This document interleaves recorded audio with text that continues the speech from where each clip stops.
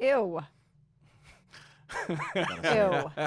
Ew. No, do not say that. Okay, that just made me sick. No. Let's move on. There it is. Let's start the show. Go ahead.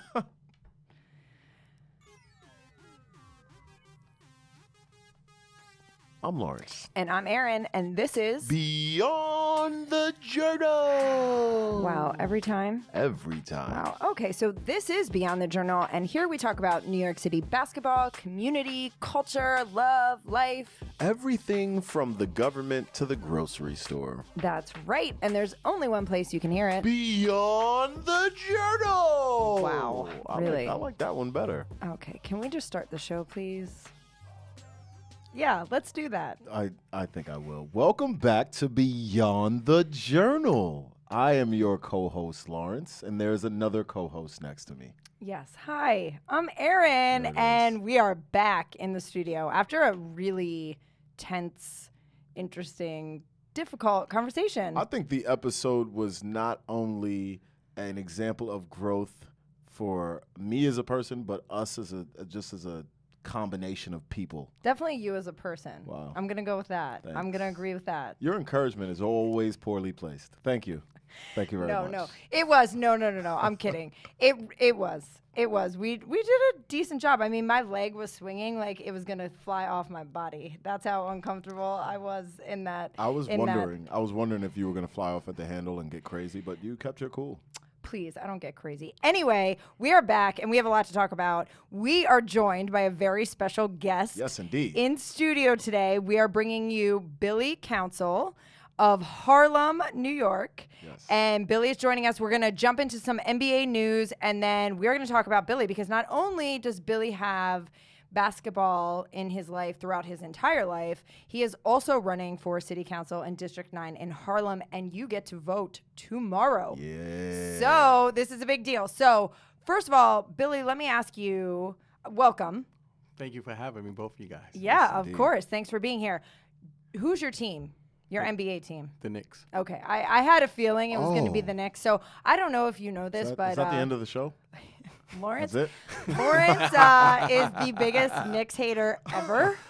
And I know also a mellow hater. Okay. I And know also that. a mellow hater. So yeah. No, we're going. You owned that so proudly. You have to understand, Melo is in our circle I as know. like basketball coaches I and know. players. So I'm gonna run into Melo. I know you and are. And it's going he's to be not amazing. gonna shake my hand, and I it's gonna be because hope- of you. I really hope that I'm there and can take a photo of that moment. I really hope so. And I hope Melo gives it to you. Shout too. out to Melo. Yeah, Just yeah. because. No, Melo and I are going to be friends, Oh, and man. then Melo will come here and we'll talk about you. So anyway, so Billy is a Knicks fan. Yes. Knicks, unfortunately, Trey, had his way with the Knicks, and Absolutely. unfortunately, so now he's also had his way with the Sixers. I watched the game last night. I was furious, and I will tell you why. One, because first of all, I'm a huge Kansas fan. If you didn't know, Kansas is my thing. Embiid is my boy. Got all right. it. So Embiid. So I am originally from Pennsylvania. Grew up outside of Philly. So the Sixers, if I had to have an NBA team, I had to claim it would probably be the Sixers. So I've been following along, most especially when Embiid showed up there. But I am an Allen Iverson fan, so it goes way Got back, it. right? Indeed. So there's that.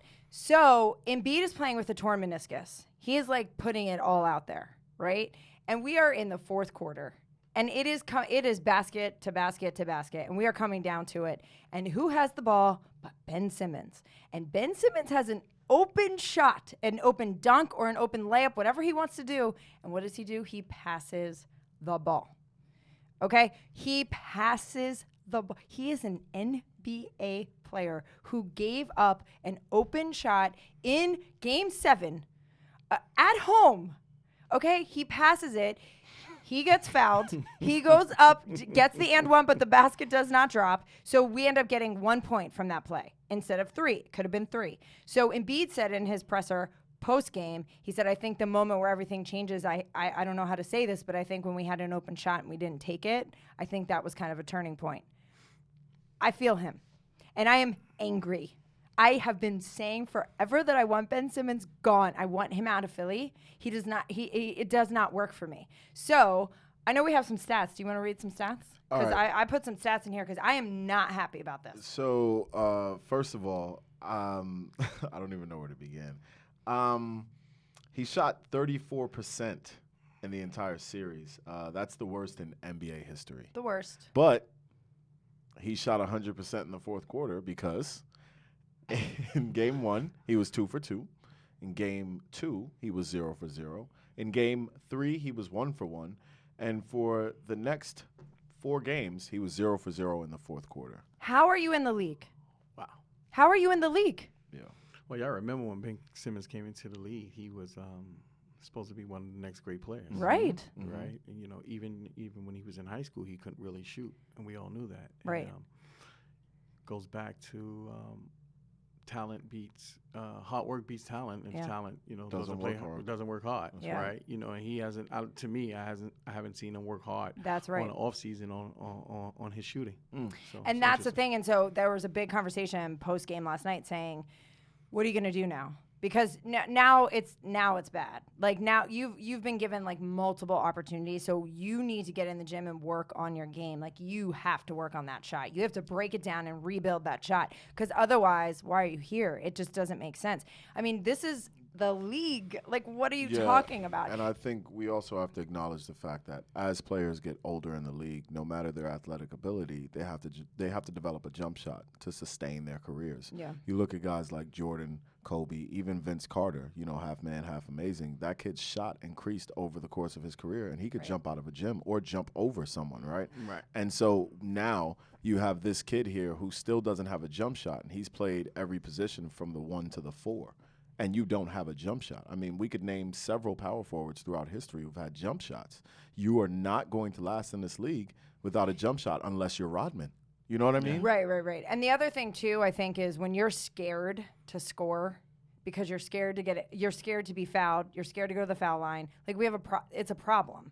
So I think he needs to work on his shot, but I also think he might need a sports psychologist. Like it reminds me of like a Chuck Knobloch type of thing where he needs to work on his mental game just as much as he does his physical game. So it's really interesting right now, right? Because we've switched positions right now. We were talking about playoff P on this show. I think it was either a year or 2 ago on this show. And Erin was defending playoff P's stance on people's opinions of him because, you know, what about my mental health? Where's your care for Ben Simmons? Do you just not like the guy? No. Should he just jump off a building? No. So here's the deal. I'm gonna keep it real. I'm gonna keep it real with you. As a Sixers fan and as an Embiid fan, which by the way, you sent me this. Donovan Mitchell and Embiid are both averaging 1 point per minute this postseason. No player has ever done that before in NBA history. Embiid left it all out there. Right, so I'm defensive. Like I have his back, right? I love him. So, and as a Sixers fan, so it makes me angry. That doesn't mean I don't want to see him improve and do better. I just think he needs to leave Philly. I at this point, do you all know Philly fans? Yeah, they're the most brutal. Next to Knicks fans, I mean, they are brutal. No one wants him in this city. He needs to pack his stuff and leave today because people will be hunting him down. I'm not kidding. Philly fans are brutal. So I think I want to see him do well. I love the underdog, and I want him to get help, work on your jump shot. Maybe he can really, really improve and do it somewhere else. I don't think Philly is the place for him. So then I think the best bet for him is to just go to the Knicks. Oh, God, here we go. Here we go, right? Yeah, here we go. See, Billy knows already. Here we go, right? Billy knows. See, here we go again, right? See, I'm not even, you know what, let's move on. Let's move on. I'm definitely picking. Okay, so just one quick thing. Another New York team. Yes, he is. He does this. Billy, I like how you handled it, though. Yeah. Real smooth. The other thing that I have to say about is I watched that Nets game, too, and the ending. And KD literally is superhuman. He's an alien. He's from another planet. It doesn't make sense. He was exhausted. I have no idea how he was able to do what he did, but he pulled out that what could have been series-ending jump shot, and his foot was just on the line. I cried for him. Yeah. I felt so bad for him. And he said he is in a casual shoe, he wears a 17, but when he plays, he wears an 18. He sizes up one size because it feels like, he said there's something about aerodynamics for him. So he sizes up. So he was like, that shoe size, man. So his big old foot. But either way, he was on the line. That was heartbreaking. I'd also like to point out that KD, Kyrie, and Harden, who were supposed to be the super team who took home the ring, played a total of 9 games. Let me say that again. 9 games together. I still don't deem that an excuse. Really? I don't deem that an excuse, right? They're professionals. They're professionals, right? And you know what I mean? It's playing together. And you know what I mean? That, all of them needed the ball. Right, if you really think about it, that's why the chemistry was there, and it's never going to be there when you really look at it, right? Because all of them, like the ball in their hands. So it's going to have to be 1 or 2, and there's going to have to be a bunch of role players. Stronger role players, right? Stronger role players. Well, and shout out to Tripp from Real Fans, Real Talk. He was the one who called it like at least a month or so ago, saying that they were wearing Harden out, and he wasn't going to be a factor in the series, and he really wasn't a factor in the series. But see, people don't realize it started. It started in the beginning of the season when he came in overweight. Yeah. Right? When he couldn't get that trade from Houston. Yep. So psychological. Right. And then he came back in and he was never the same. Remember that first game he played, he was like 32 pounds over. You know what I mean, over his regular size. So it was tough. It was going to be tough for him. So I wasn't really rooting for the Nets anyway. I'm a New York hater, so I'm being honest about it. So Yeah, that's okay. When Milwaukee won, I was kind of like, okay, good. If my Knicks couldn't be there, you know what I mean? Right. Then No, I get that. I'm good with that. Okay. And real quick, just shout out. Noted. I will keep all of this in mind. And shout out to Ty Lue, because Ty went to the Clippers and is doing what everyone couldn't with the Clippers. Although there are a lot of factors that factor into this, so I don't know that he deserves as much credit as people want to give him, but still got to give him a shout out. Yeah, shout out to Ty Lue. I'm still not a and playoff P. I'm not a playoff P believer, but he's been balling. He looks like he has. Paul George from Indiana against Miami, and he looks so comfortable.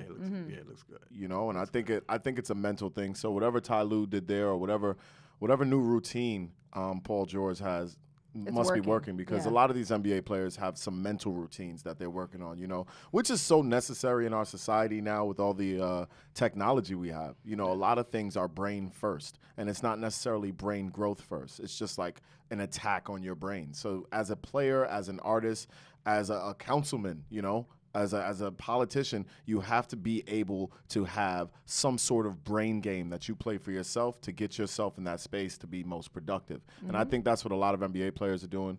And you spoke about that on our last show with meditation, LeBron, right? Visualization. So there's a lot of things that they do that's really key. And I think Ben Simmons needs to take some notes. Let's go, Ben. Come on. You know what? I'm going to root for you, Ben. I'm going to root for you. I want to see you do well, just not in Philly, because I think we've burned that bridge. You would be so much nicer to him if he played ball at Kansas instead of LSU, right? If he played ball at Kansas, forget it. I'd be his biggest supporter ever. Like, it would be a totally different conversation. So then I'm not even going to lie. Definitely shout out to Paul Pierce from you. All right, moving right along. What's next? He loves those jabs. Yeah, no. Don't worry.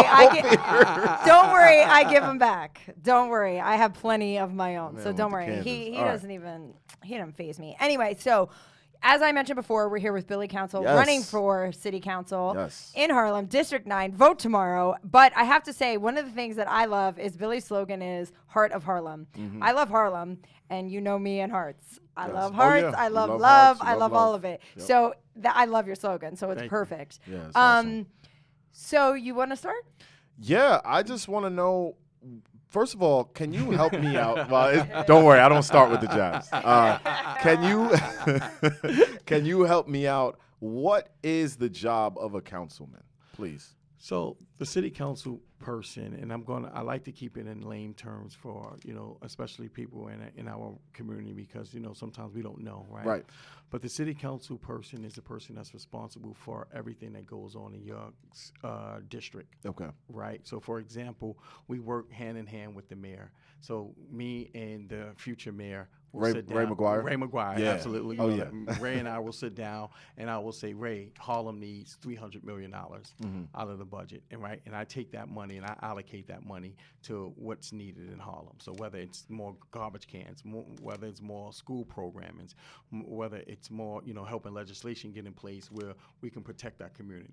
Wow. Right. So the city council person is the person that deals directly with the community. Yes. Right. So it's really not the mayor, it's not the governor, it's not the president, but your city council person is the most important person in community for your district. Yeah. Thank you so much for explaining that, because I often have. Well, I express sort of a disdain towards the national government, right? And I also speak to my people and I say, listen, it's the local government we have to get involved in. And I think that definition, especially coming from someone who's running for city council, is so important for us to hear, because so often in certain neighborhoods, especially like a neighborhood like District 9, where I worked for 11 years, I taught at Kip Star on 123rd between Morningside and Amsterdam, Ralph Bunche School, right? Yep. So being there and just what you learn, what you see is like a hopelessness. And that hopelessness tends to run rampant in neighborhoods where they feel like there's no representation, right?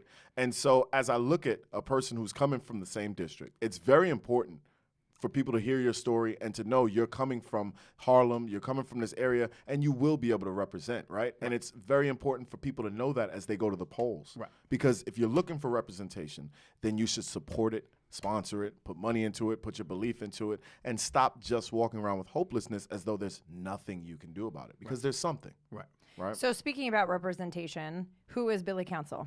And why should we vote for you?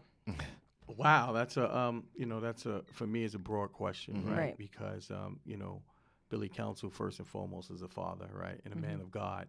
But then when you get into the other aspects of it, I'm a coach, I'm an entrepreneur, I'm a businessman, I'm a leader, community activist. I'm someone who cares about my community and care about my people, right, and care about the culture of life, right? Like Elle was speaking about hopelessness, right? That's probably one of the big issues in our community, right? Because, there's not people who look like us, right? Especially our young people, right? So when you look at a politician, you think of a politician, you think of this guy with a tight suit on, old man who's just, just going to church and trying to talk, get the old ladies behind them and support them.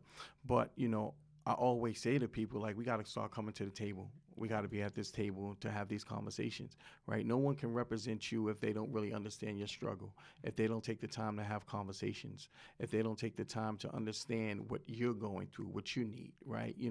And, again, there's so many things and so many, disparities in our community, that has to change. And it really doesn't really change with your city council person or your local leaders. It's actually changed with ourselves, right? So we got to be able to say, hey, I need to learn how to start being at these tables. I need to learn where the community board meetings are, the precinct council meetings are, right? We need to have those conversations, because, far long in between, we continue to say they, right? We use other people as an excuse, but never look at look at what we're doing to help, right? So I think that's important. You took so many words right out of my mouth. I really love how you said change starts within. I really, truly believe that, like, wholeheartedly. I'm not going to go off on one of my hippie spiels. I'm going to control myself today. But I really, really do believe that. And I also really believe in, like, leading with love. And I think that's part of what you're saying really is about, the love for your community and the love for what you're doing and your representation, and all of those things are a huge part of leading with love. So it makes sense to me. You're speaking my language for sure. And I'm a big proponent of just community in general. So when you say the change has to start within, I'm not just thinking about the individual. I am thinking about the individual, but I'm thinking in terms of the community. We have to own our communities a lot more. And I don't just mean business-wise, but I do mean business-wise, right? I think we need to go back to establishing our own identities within the community instead of being the people we're allowed to be. Just be ourselves and be ourselves all over our community and take pride in our community, right? We're so often waiting for people to come in and fix things and clean things. Why not? Let's just do it ourselves. We can make our own programs, and we have the brain resource. We have that. But see, there's two things, Ellen. I think you and I, we had this conversation on a bigger scale, in the summertime. When we sat there and we were talking.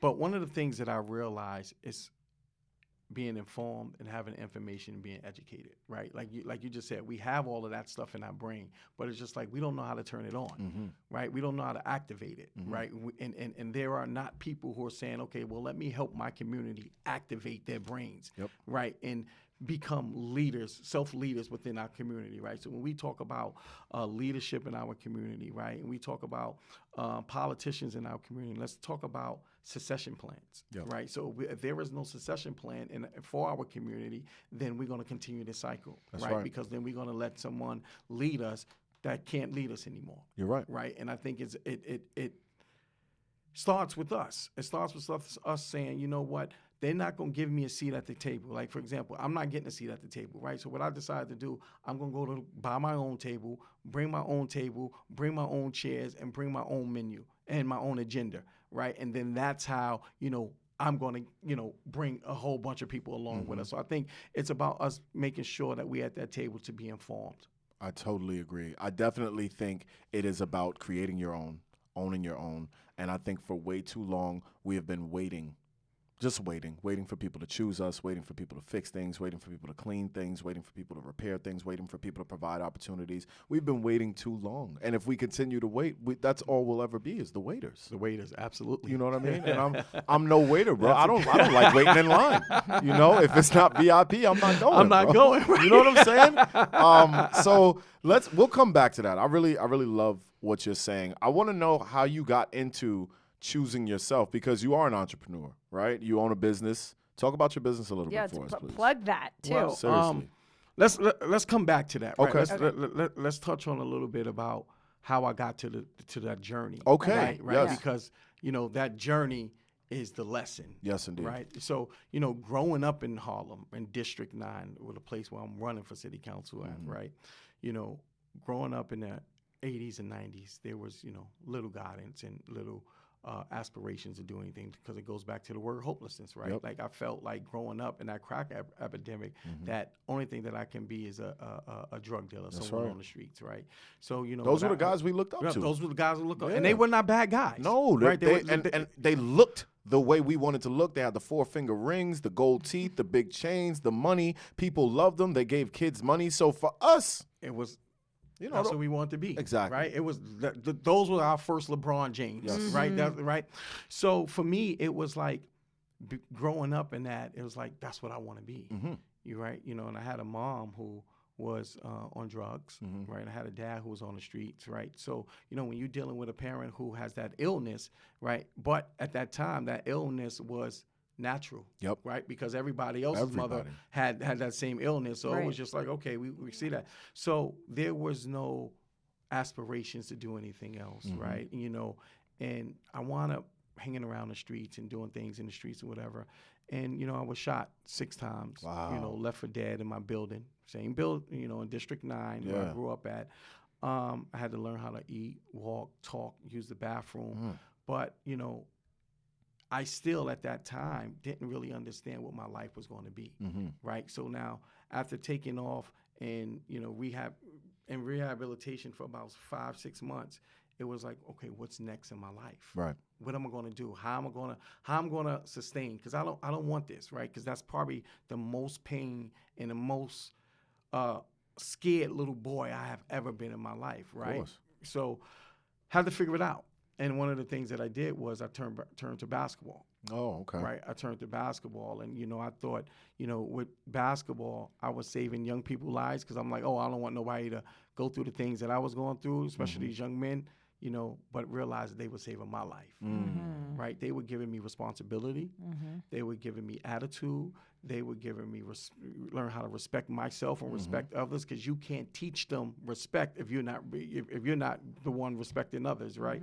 So, and then they also taught me how to be a man, and then taught me how to be a father, right? So those were all the things that started to shape me to who I am, right? And then it kept saying, like, praying to God, like, God, what's my purpose? What am I supposed to be doing, right? So through basketball, it was like, this is your journey. This is what you're going to be. And then come to find out, years later, he was like, nah, that's not it. You need to do more. So I started to try to do more, but it was all within basketball. So then I had to realize that, okay, yeah, you're teaching these young men how to play basketball and be great role models for them, but you're not teaching them how to live after basketball, right? So it's like the shows it's like one of the things that I try to tell our young men is like, let's not have a 10-year plan. Let's not have a 5-year plan. Let's have a 50-year plan, right? And a 50 to 75-year plan. Why? So your kids will be set up, right? So it's about now us taking beyond basketball and taking beyond the sports, right? It's like, how do we create these young men to lead us, right? Because eventually, I'm not going to be on this world no more. You're not going to be on this world no more. It's going to be your children leading their children and leading their children, right? So it becomes a domino effect, right? So if we don't put, and this is why I talk about succession plans, if we don't put succession plans in even within our families first, right, then our family's going to go out into that community and be the same, right? So we need to change the narrative on all of this stuff that we do. Interesting. So if there were a program, let's say, for instance, you win your position in city council, and there's a program in District 9 that someone wants to run to sort of speak to this mission that you just spoke about. Would they come to you? How does that work? Now, do they come to you for funding? Are they supposed to get their own funding? What is that? Well, funding goes so many different ways, right? So to answer that first question, absolutely, yeah, you can get funding from your local city council person, right? But it's also, you can get funding from the city, you can get funding from the state, you can get private funding, right? So it all comes back to information base, right? So a lot of times we have this ecosystem where we have funding and we have all of these resources, but nobody's knocking on the door to get it because they don't know how to get it, right? Hopelessness so it's like, comes back, right? Right. See, so we I really want you to keep that word in our head, and we're gonna hit that on every topic we talk about is hopelessness, right? Yeah. So when you don't have the knowledge and the resources, then it's just like, how do I get that money, right? So, for example, in my our current city council person, has discretionary funds in account since 2019 for our community, right? But because it wasn't activated and no one knocked on those doors and said, hey, we need this funding, right?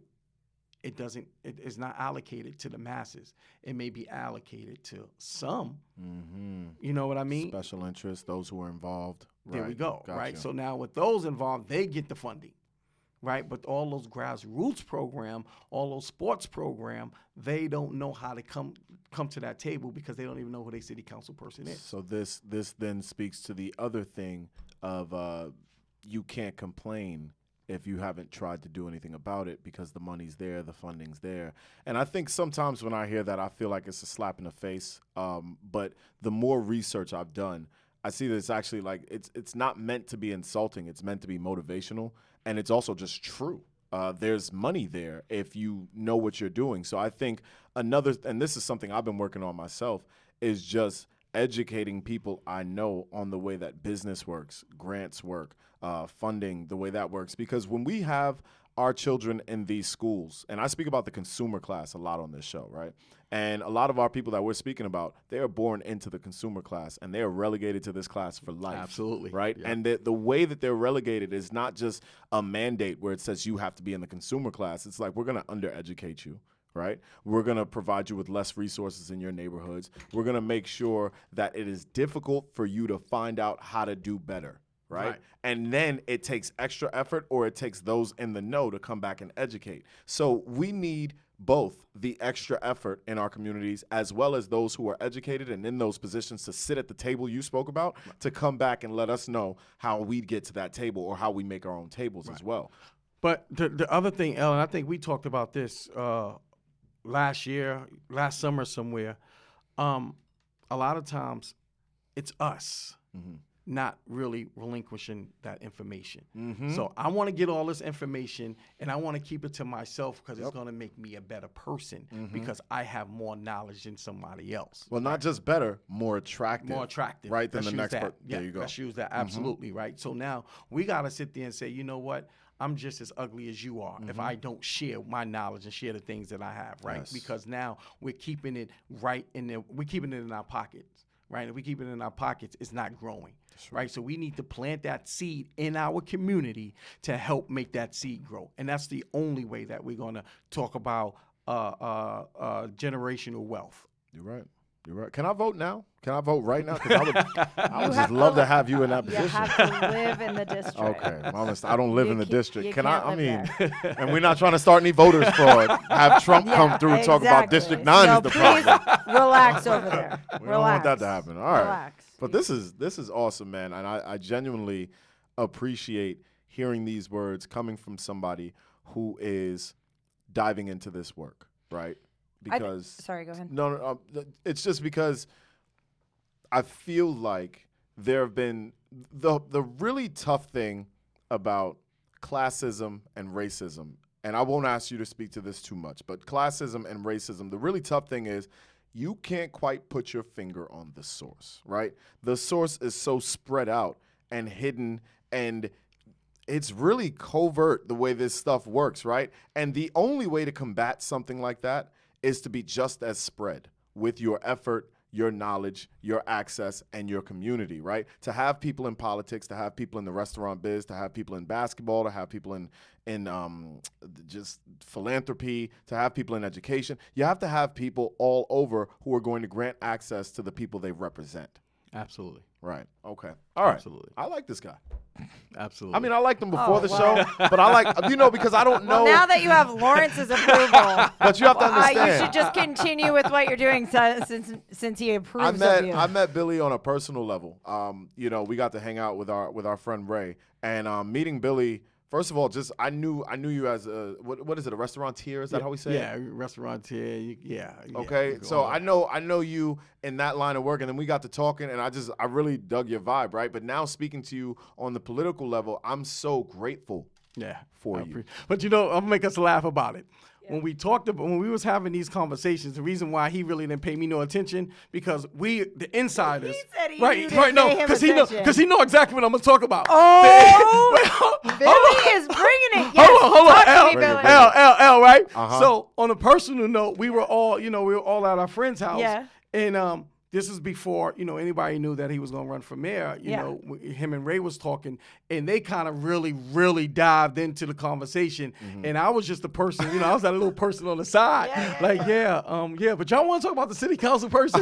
Because the city council person is going to have to deal with you before the mayor. That's true. And that's true. But the funny thing is, and it's so important that you said that, because, again, mayor, president, senator, we hear these things and we're like, okay, that's where we got to give all of our attention to. But it really is the city council person. Right. That is where it all starts for anyone on the local level before you get anywhere else. So you're so right about that. Yes. But I think the beautiful thing is that you are from District 9 in Harlem. Absolutely. You know what I mean? So absolutely. I don't know the statistics on that of how many people either stay or return to the place where they grew up, but you truly represent that district. And I think that's a really beautiful thing, because you've seen it as it has evolved, through the decades. You've experienced it.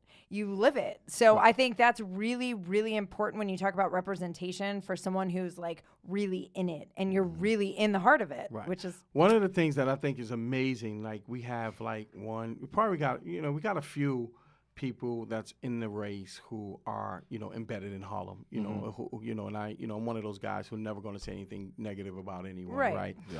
But I think the difference with that is they were all born in a political process, right? They were all either a part of the political machine in the Democratic clubs, right? You know what I mean? So I speak for the people that's across the street who have no idea what the Democratic clubs are, what the political parties are, what any of the assemblymen and district leaders are, right?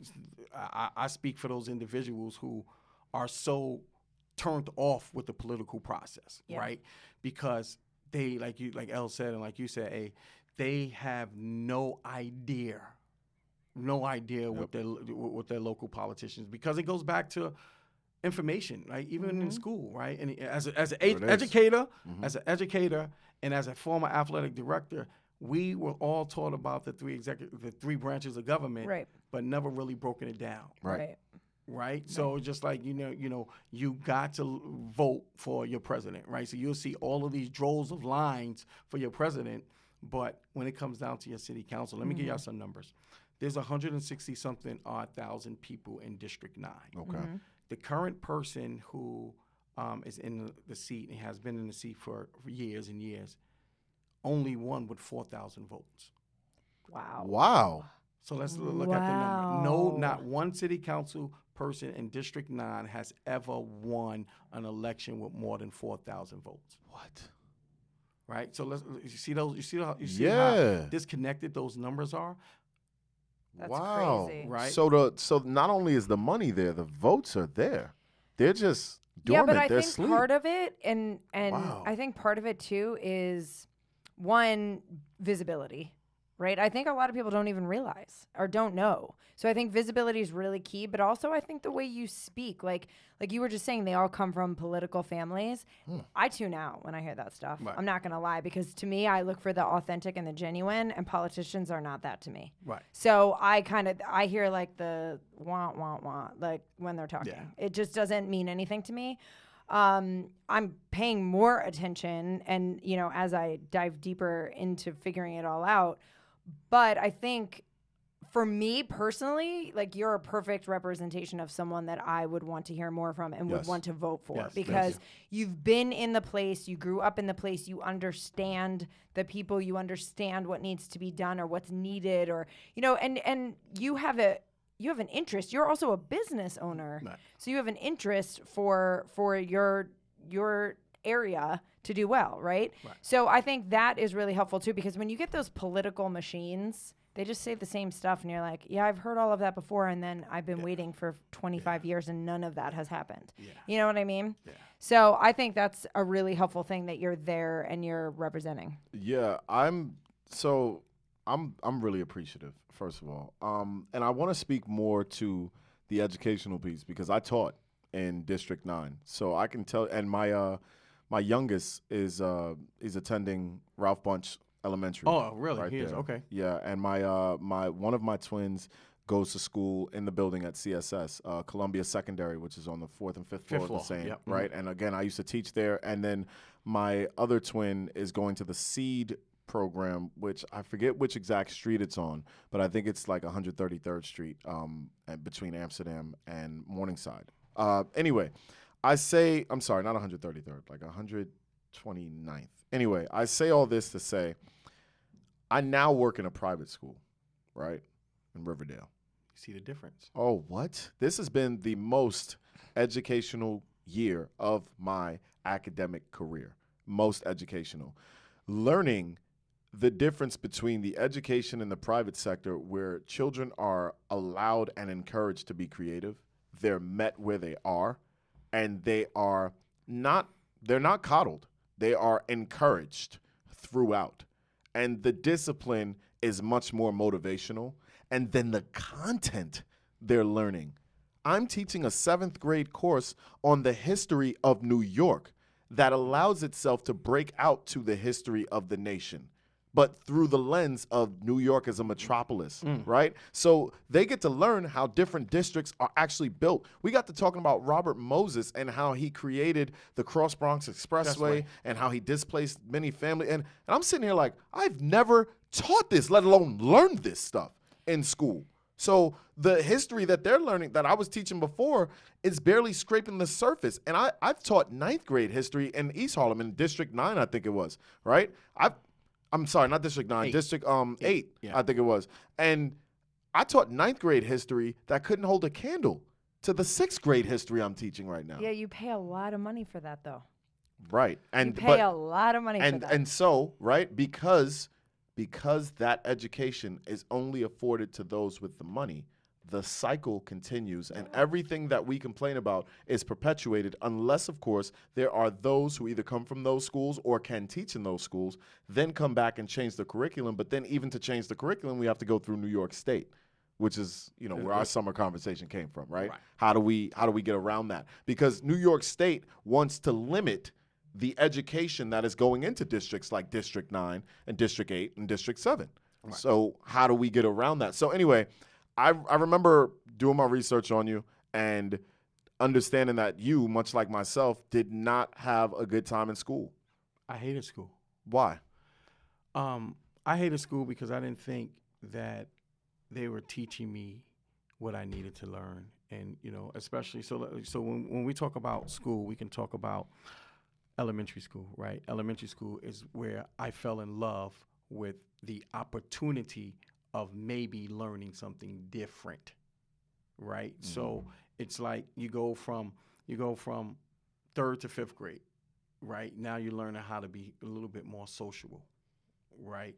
So then from that process, you try to now get along with your teachers, right? Because now when you look at teachers, all your teachers was old, right? So it was just like, it was more so you do this, right? So it was now, they always say, like nowadays in basketball, they say that your coach is an extension of your parents. Mm-hmm. So your teachers at one point was an extension of your parents, right? So now, and growing up at that time, the teachers was more so like our enforcers, making sure that we did the right thing. But, one of the reasons why I hated school, and even up to high school, I hated school because I just didn't think that I was getting anything that I needed to be successful, right? It wasn't, I always believe that school has to be fun, right? I'm not saying that, that's what you have to do, right? But I think school and learning should be fun. Yeah. We make learning fun, and, we retain more. Yeah, we retain more, and you keep it because you remember the action items behind it, right? Mm-hmm. And you're looking at someone who's an educator like L, it's just like, even when we have these conversations,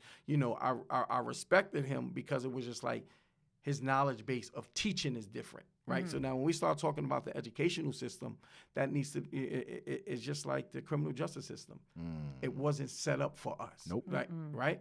Right. The criminal justice system was set up for us. Yeah. However, the educational system wasn't set up for us to prosper. It was set up for us to go back into the pipeline of penitentiary, right? Because there's nothing else. So now when we talk about the education piece to it, let's look at this. The private schools, right? Parents are more involved, more funding, right? And more questioning, right? With the New York City Board of Education, is like, we are the dictators, and this is how the process is going to go. Right. We're the customers. So let me tell you, I am in a situation with the Department of Education right now, and I am learning a lot. Right. And the New York City DOE is something different, let me tell you. It is, first of all, it's just so massive that it's almost borders on like incompetent.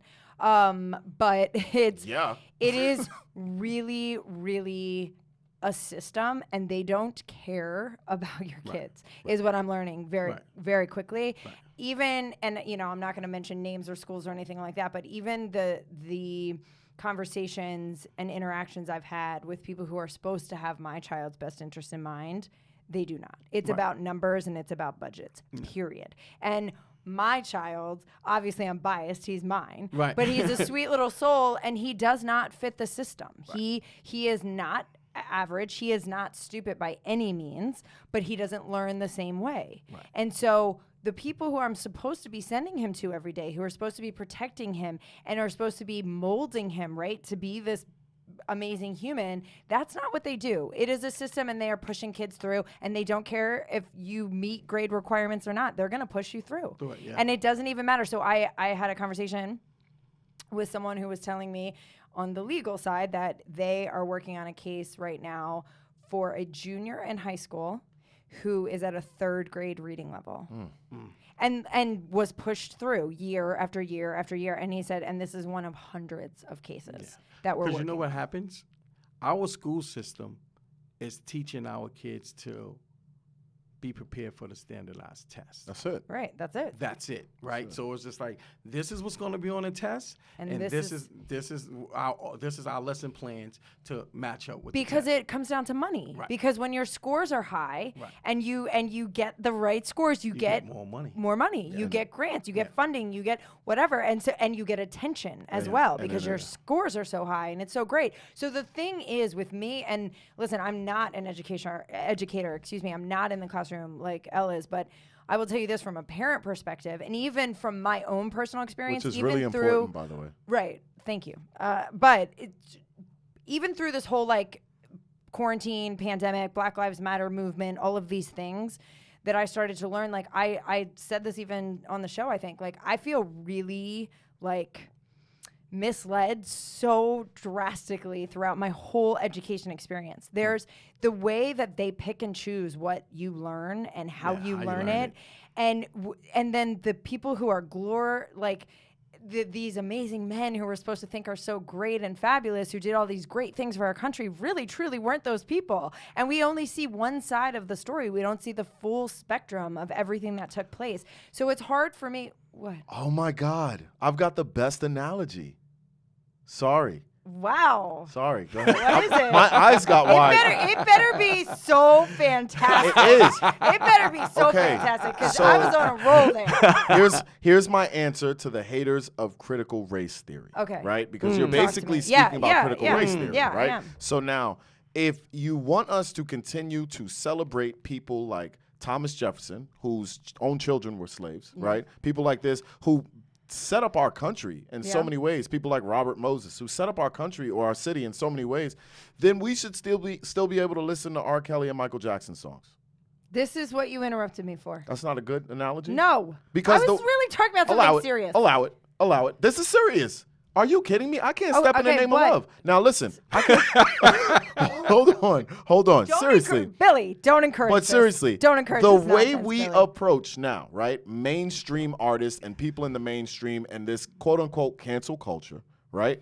We're not trying to apply cancel culture to something arbitrary like a pop singer, but we are though, right? We will apply that, but we won't apply it to people who've set up systems of racism.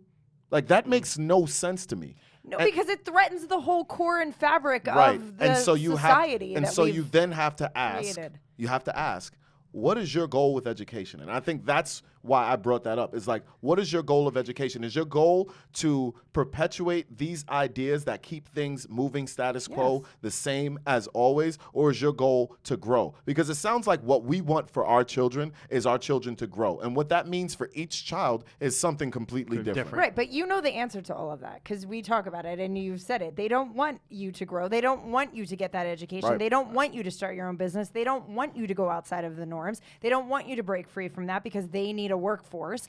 And the people at the top who continue to be the 1% want to continue to be the 1%. So I get it. But here's the whole other thing that we're not even talking about that is, is coming to the forefront even in sports, right? It's education needs to be mind, body, soul.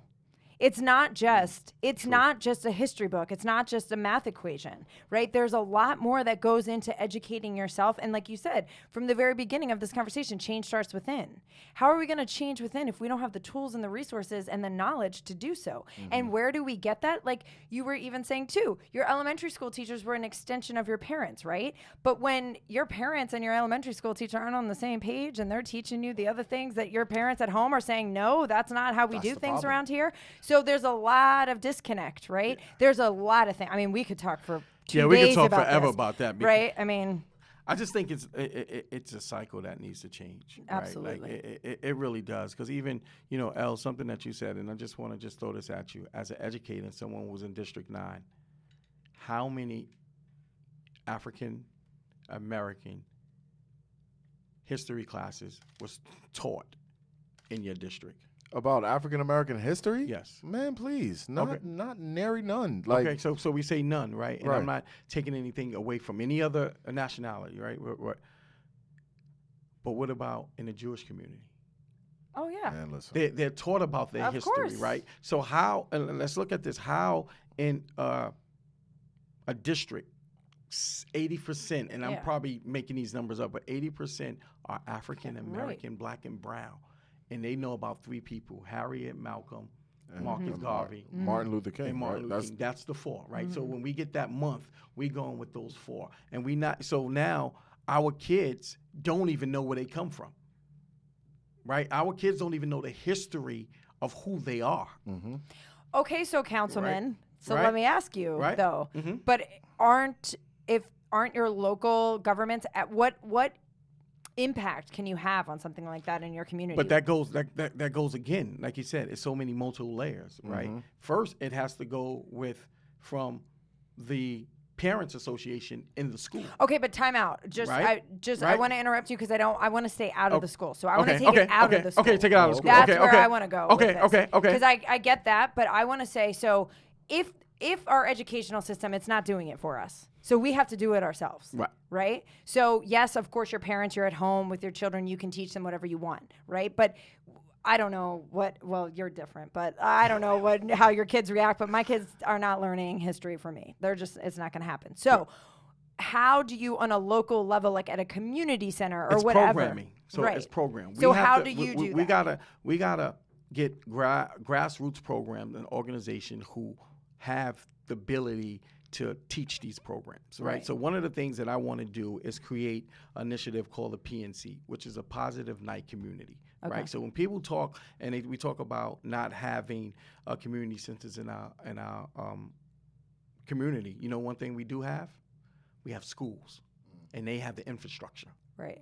They have the classrooms. Yep. They have the facilities. They have anything. We need to extend hours. Right. We need to keep those things open to 10, 11 o'clock at night. Right. For certain classes. Right. So we can come in and we can get the mental health stuff that we need. We can get the American history stuff that we need to learn about our community, learn about our culture. Right. And a lot of people wouldn't even know where Harlem came from. Right. A lot of people wouldn't even know, why Harlem became the black mecca of the world. Right. So these are the things that we need to start doing. Right. It's like the Black Wall Street. Right. The Black Wall Street, they had everything in their own ecosystem.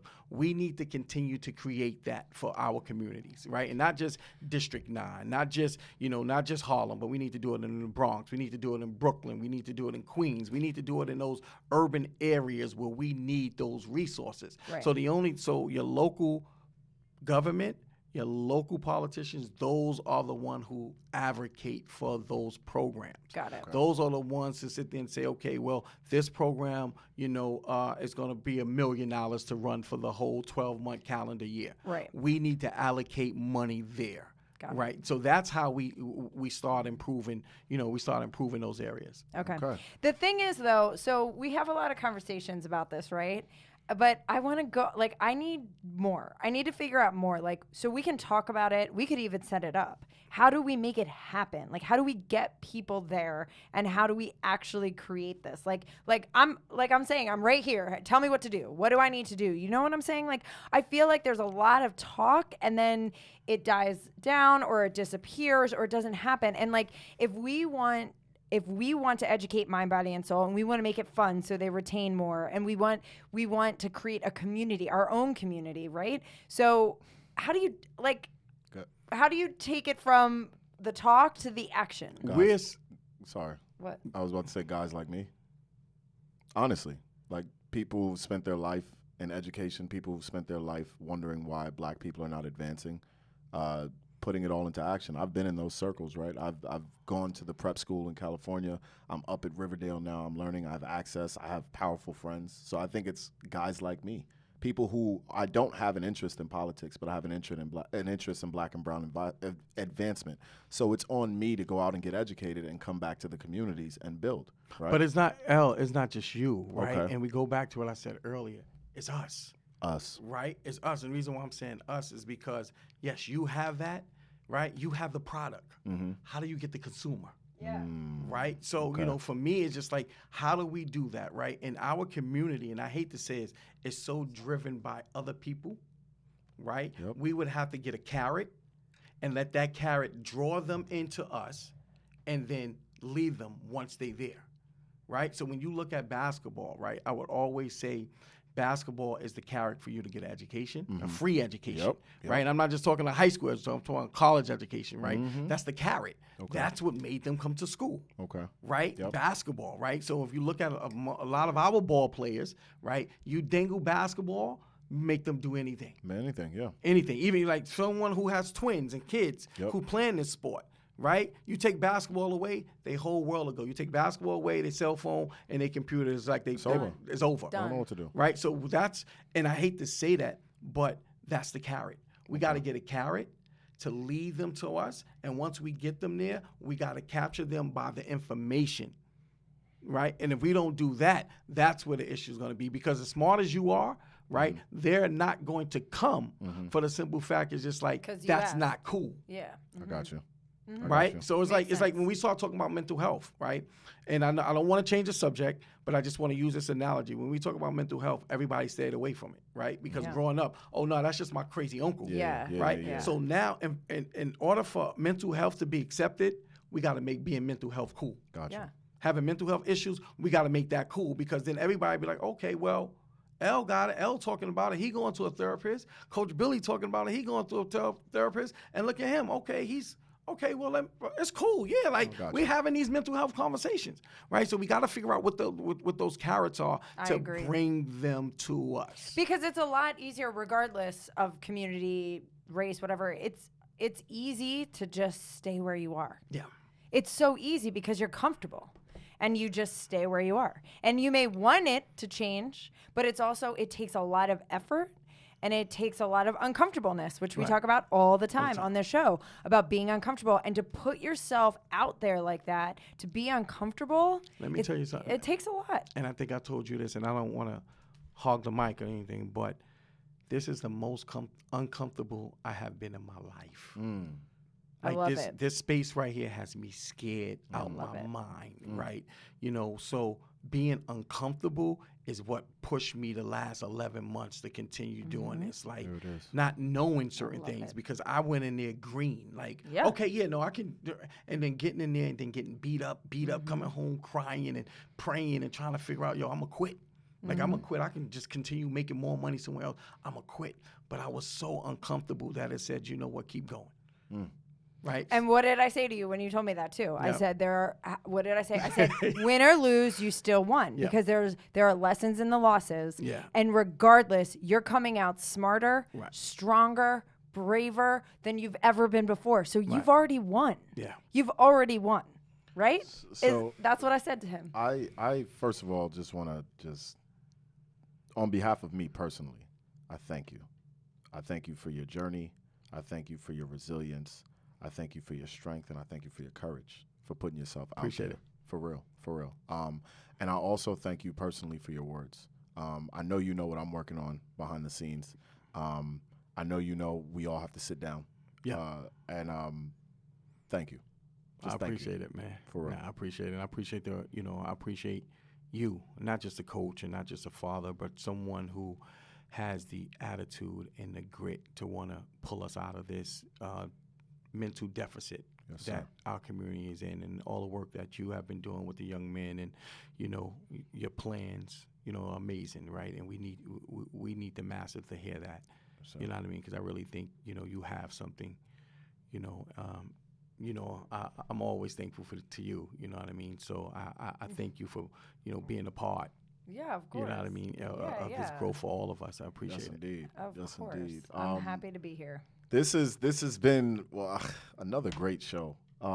Part of our solution series. We're doing a solution. Isn't everything we do great, though? Yeah. I won't argue. Absolutely. I won't argue. This has been a part of our Beyond the Journal solution series. We've spent some time talking about the issues in our communities and the issues in ourselves and between people, and we're now bringing people on the show and we're discussing solutions. So you are one of our esteemed guests in the solution series, and we thank you so much. Thank you for getting uncomfortable with us. Yeah, that's what we're all about here. We're all about. So I really appreciate you opening up and sharing with us. And Heart of Harlem, baby. Yeah, the Heart of Harlem. Where can people keep up with you and find you? I'm on all social media platforms, billycouncil.com, IG, Instagram, Facebook, Twitter, Billy Council. Just Billy Council. Yeah, just Billy Council. I've just got that name that you can just type in and just Billy simple. Council Billy for Council. City I love Council. it. Billy Council for City Council. Okay. Yeah, that was all planned. I don't know. I actually thought that. I was like, is that a wordplay there? I was just jealous of his name. I was like, my name doesn't make any sense for anything. All right, so we like to end every show with a quotation, and as Erin alluded to earlier, it is my turn. And so here we go. This is the quote I have. Fear not the try. Attempting and succeeding is always good, but attempting and failing is educational if and when you truly attempt. How's that? That's amazing, because it goes back to the conversations that you and I had, about failing. Right? Because Yes, that's we what- had such a great conversation, Billy and I, about failing and how I'm trying to change the narrative and language about failing because failing is amazing. Failing, we need to celebrate our failures because when we fail, we learn. When we fail, we grow. These are amazing. It's hard to fail. It's easy to win. So I want to, I keep telling my boys all the time, like, did you fail today? What did you fail at? I want to know. And let's talk about it. Right. Because it can be a redirection. It can be, there's a million different things. But yes, thank you for reminding me of that. That's awesome. It I'm was- sorry. I'm just excited for you. I didn't like that. I didn't like you, that look. What your words, the words that came out of your mouth and the look you just gave me they're not in alignment. I believe, listen, not happy for I wholeheartedly agree that we need to change the wording around failing. There are a couple butt whoopings I should not have taken. Shout out to my mom. Stop it. So Stop it. This has been another wonderful Stop it. episode of Beyond the Journal. And thank you, Billy Council, for joining Lawrence and Erin. Much love. Much love, guys. Thank you so much for having me. Heart of Harlem, baby.